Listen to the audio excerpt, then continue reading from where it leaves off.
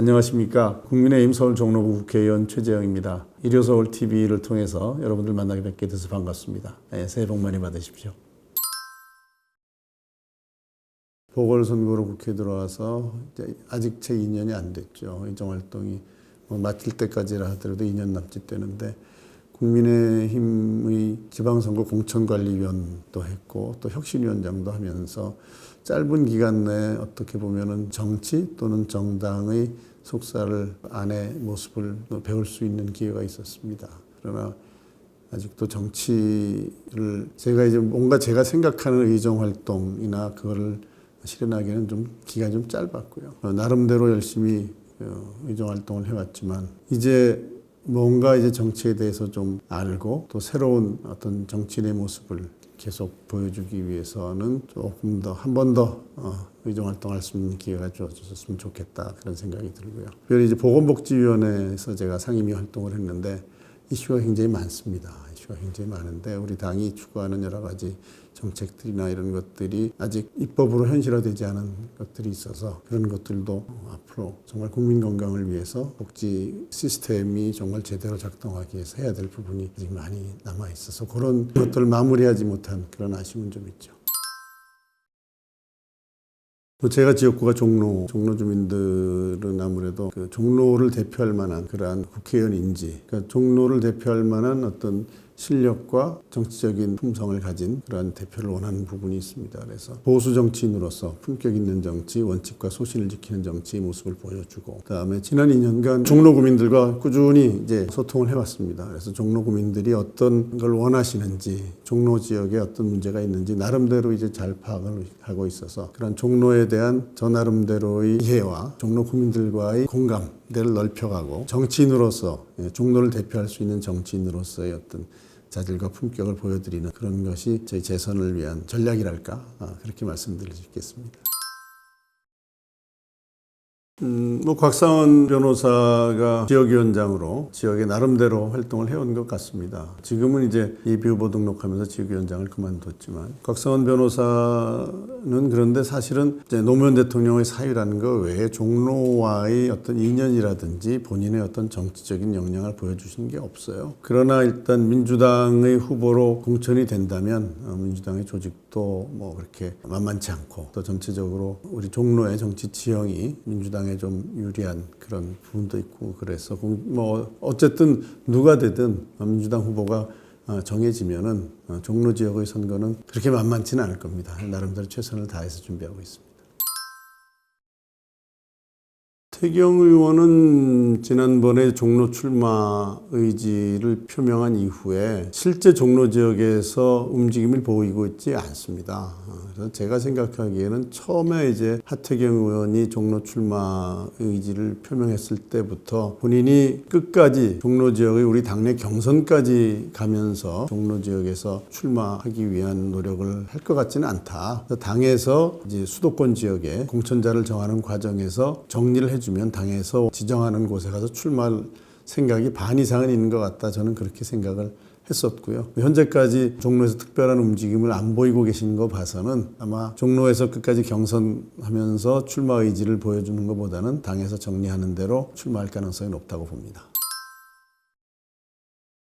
일단 우리 당이 뭔가 바뀌어야 된다는 국민들의 여론이 많았고요. 한동훈 위원장은 정치를 안 해보시던 분이 새로 정치의 최일선에 우리 당의 대표인 비대위원장을 맡게 됐습니다. 그래서 아마 정치적인 변화를 요구하는 국민들의 기대, 우리 당 지지층의 기대에 부응하는 부분이 있고 현재까지로는 당의 변화와 또 혁신을 기대하고 있는 우리 당 지지층의 기대에 어느 정도 부응하고 있다고 생각을 합니다.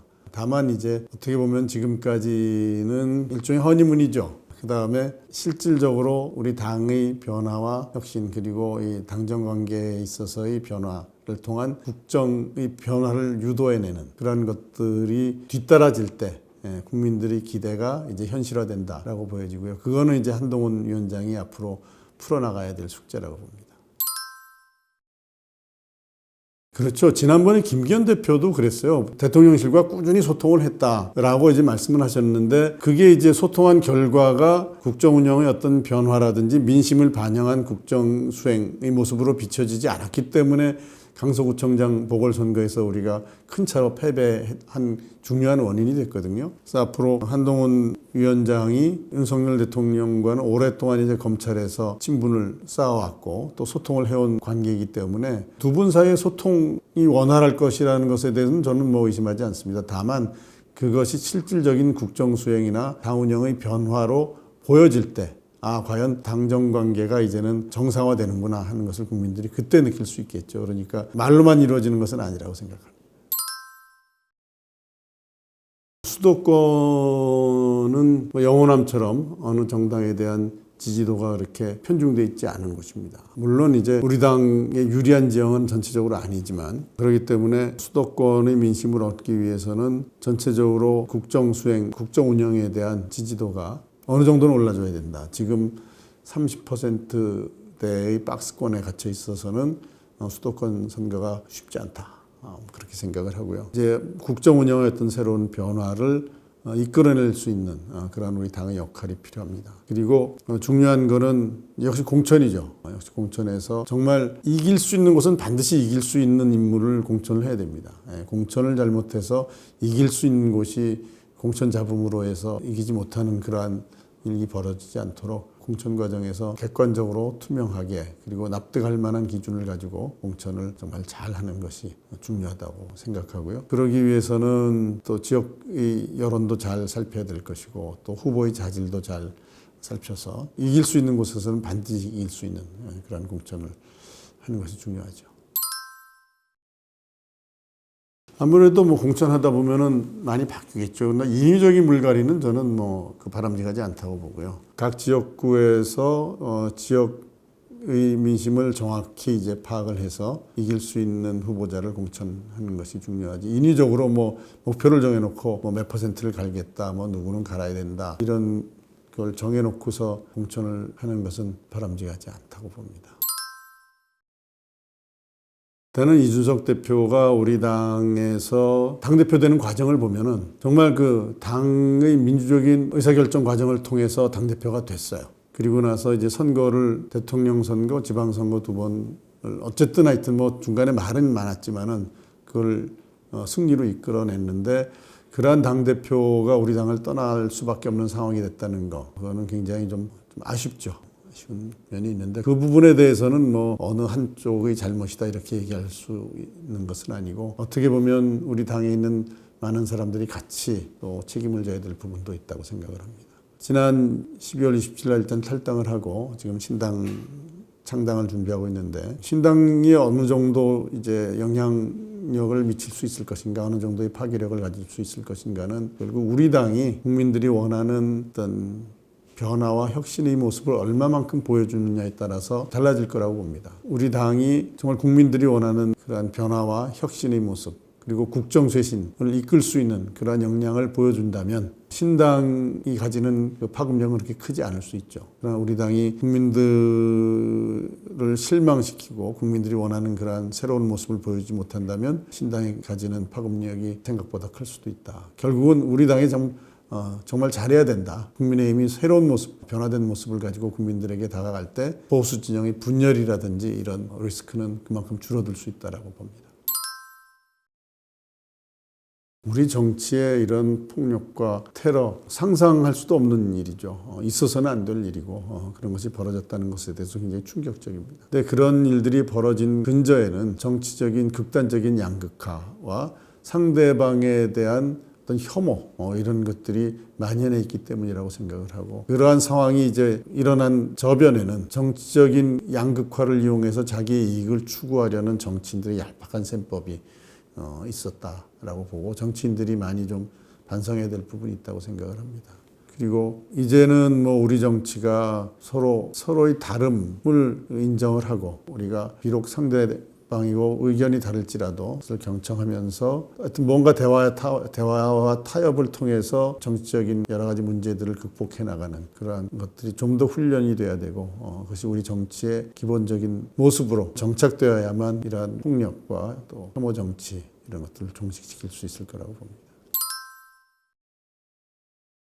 우선 이 쌍특검법 자체가 법안의 내용, 특검법의 내용이나 그 추진 과정을 볼 때 실제 사실을 밝히겠다라는 그런 것보다는 민감한 사안인 대장동 사건, 그 다음에 김건희 여사와 관련된 도이치모터스 주가 조작 사건들을 통해서 어떤 정치적인 것을 계속 정치적인 이슈화해서 총선에서 유리한 고지를 점하고자 하는 어떤 정치적인 정략적인 목적에 의해서 이루어진 법입니다. 그래서 법리적으로 봤을 때 그것이 또 정치의 그 도의나 정치 원칙상으로 봤을 때 도저히 받아들일 수 없는 그러한 법률이고 대통령이 제의 요구한 것은 뭐 그러한 점을 고려해서 결정하신 거라고 봅니다.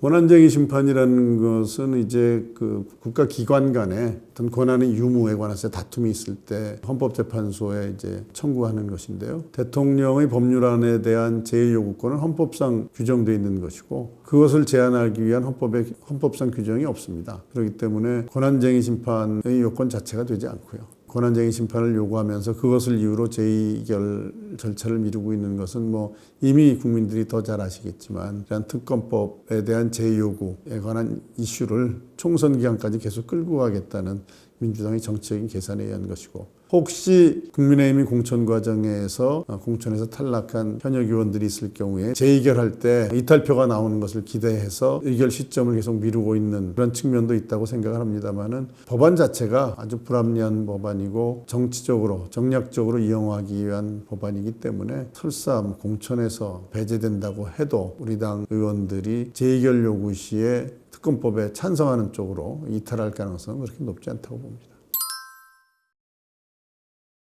간단히 말하면은 무엇을 먹느냐 안 먹느냐의 문제를 법률로 규제하는 것이 저는 온당한 방법이냐라는 그런 근본적인 의문을 가지고 있습니다. 그리고 비록 소수지만 개식용과 관련된 영업을 하시는 분들이 있거든요. 그런 분들이 영업의 자유를 제한하기 위해서 그럼 우리가 어떤 공익적인 목적을 가지고서 그 영업의 자유를 제한할 수 있느냐라고 봤을 때 우리가 이제 개와 사람과의 관계에 있어서 이제 개를 가축으로 보기보다는 애완동물, 이제는 뭐 애완동물이 아니라 이제 반려견이라고 하죠.